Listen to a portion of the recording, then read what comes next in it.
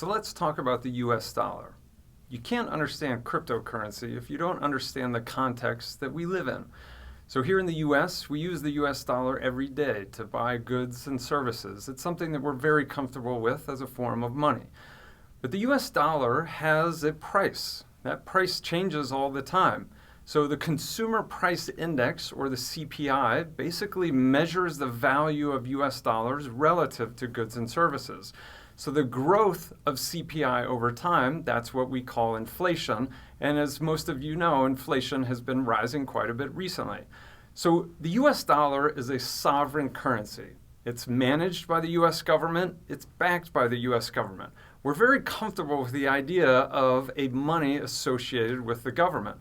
But inflation is something that is actually a little uncomfortable nowadays. It's something that's been rising. It's something that historically has been a problem in the US. Sometimes people forget that there were decades where we saw massive amounts of inflation. So one of my favorite websites to go to is the Federal Reserve Economic Data website, or FRED. So if you take a look at FRED, you can pull up the Consumer Price Index, just change it to a year-over-year percentage change. That'll give you the annual growth rate, and voila, there you can see inflation. Now, as I said, looking back to the 1970s, we had inflation almost to 15%. So this was a period of stagflation in the United States. We had stagnant growth, rising prices. Oil prices were extremely high. Actually, a lot of similarities to some of the things we're currently seeing in the US economy. But what was out of control was price growth.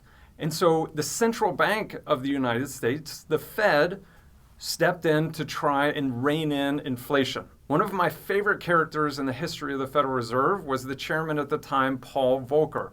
Paul Volcker, in my book, is a hero because he raised interest rates to break the back of inflation.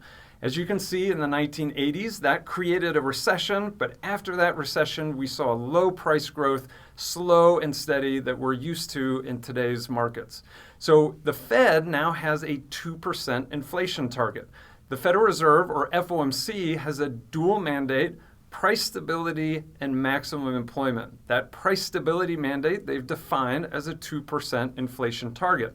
But what that does is it basically creates a motivation for the Fed to try and smooth the business cycle. So during economic expansions, they want to try and slow things down so the economy doesn't overheat.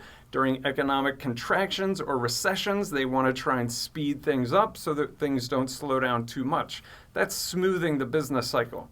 But the way that the Fed does that is through monetary policy, and in particular, managing the supply of the US dollar. Now, why am I talking about this in a series about cryptocurrency?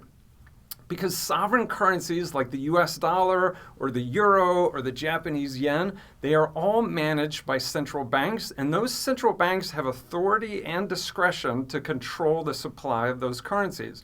When they want to, they can increase the supply. When they want to, they can reduce the supply. That's what central banks are doing when they set interest rates.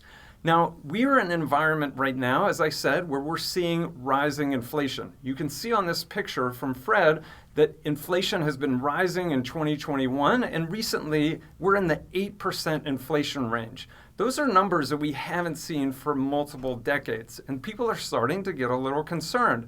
Well, why are we seeing inflation? There's a lot of potential reasons. COVID was a major shock. We've got lots of supply chain disruptions.